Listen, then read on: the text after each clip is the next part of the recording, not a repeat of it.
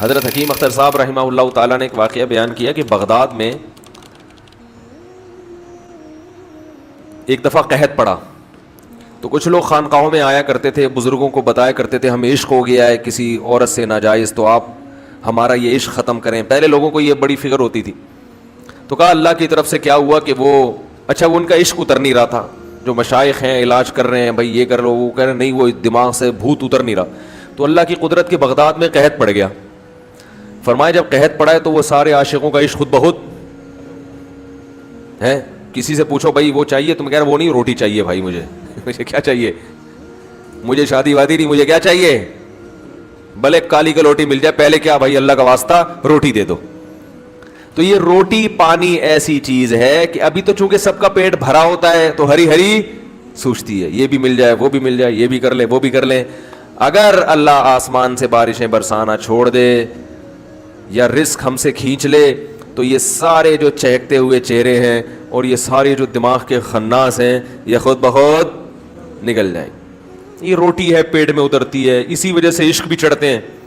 وہ ایک بزرگ تھے, ان کا ایک مرید تھا, وہ عاشق ہو گیا ان بزرگ کی باندی پہ. باندی بزرگ کی ہے, عاشق کون ہو رہا ہے, بزرگ کا مرید. ایسا عاشق ہو گیا کہ ہر وقت اس کے خیالات. تو وہ انہوں نے کہا اس کا ٹیکنیکل طریقے سے علاج, انہوں نے بہت سمجھایا بھائی یہ حرام عشق ہے, حرام محبت ہے, غلط ہے, آخرت خراب ہوگی. اس نے کہا بس میرے دماغ پہ مسلط ہو گئی ہے. آج کل تو بہت ہوتا ہے یہ عشق معاشقے نا انٹرنیٹ پہ فیس بک پہ, تو ان کے لیے بھی بہترین نسخہ ہے یہ. تو ان بزرگ نے جب کئی طرح سے سمجھایا, وہ مرید سمجھ کے نہیں دے رہا تھا, تو ان بزرگ نے کیا کیا, وہ حکیم بھی تھے, تو باندی کو جمال گوٹا کھلا دیا انہوں نے. ہے تو بڑی نازیبا مثال مگر ہے بڑی موقع کی. تو جمال گوٹا یا جو بھی دستاور چیز تھی, اور اس کو جو موشن ہونا شروع ہوئے وہ کسی برتن میں جمع کرنا شروع کر دیا کہ اس کو پھینکنا نہیں ہے, عبرت کے لیے. وہ حکیم بھی تھے, ان کو پتا تھا کہ جب یہ مرنے نہیں دوں گا میں علاج کر دوں گا اس کا, فی الحال وہ بندہ ٹھیک ہو جائے, اس کی بھی جان چھوٹے گی ٹھیک ہے نا, باندی کی بھی, اور وہ بھی ٹھیک ہو جائے گا. تو وہ برتے برتے جو ہے نا پورا جو بھی تھا حساب, اور اس باندی کی حالت ایسی ہو گئی, ہڈیاں نظر آنے لگیں, اس کے چہرے کی رونق ختم. وہ تو آپ دیکھو کچھ دن جب موشن ہوتے ہیں تو مریض کو دیکھنے کا بھی دل, وہ ثواب کے لیے تو لوگ دیکھ رہے ہوتے ہیں اس کو, مگر وہ اس کا سارا حسن ختم.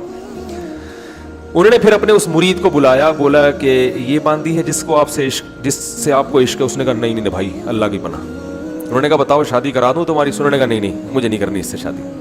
یار تم تو بڑے مر رہے تھے, تم تو اس کے بغیر نیند نہیں آتی. اس نے کہا یار یہ چڑیل نہیں چاہیے مجھے, میں ٹھیک ہو گیا, میں ایسے ہی ٹھیک. تو انہوں نے پھر وہ جو گند بھرا ہوا تھا نا,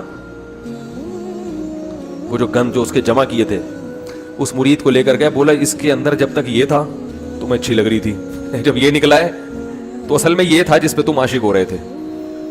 بات آ رہی ہے سمجھ میں, یہ گند تھا جس پہ تم, کیا خیال ہے بھائی. تو وہ لوگ مجھے لڑکے فون کرتے ہیں, وہ ایکٹریس ہے وہ بڑی اچھی لگتی ہے, اس کی انٹرنیٹ پہ تصویریں دیکھتا ہوں, بد نظری ہوتی ہے, وہ بڑی بیوٹیفل قسم کی اداکارہ ہے, میں وہ اس کے جو ہے نا وہ جب تک اس کی تصویریں نہ دیکھ لوں تسکین نہیں ملتا. تو میں ان سے کہتا ہوں کہ آپ جو ہے نا گوگل پہ لکھیں 1980 کی کوئی ایکٹریس, اور پھر لکھیں 2019 میں وہ کیسی لگ رہی ہے. 1980 میں کیسی تھی ویسے تو جائز نہیں ہے, لیکن عبرت یہ تو دیکھ ہی رہا ہے نا تو 2019 میں وہ کیسی لگ رہی ہے. تو ویسی لگ رہی ہوگی جیسی وہ ابھی میں نے باندی کی مثال دی نا. بڑھاپے میں بھی تو سارا جوس نکل جاتا ہے نا انسان کا.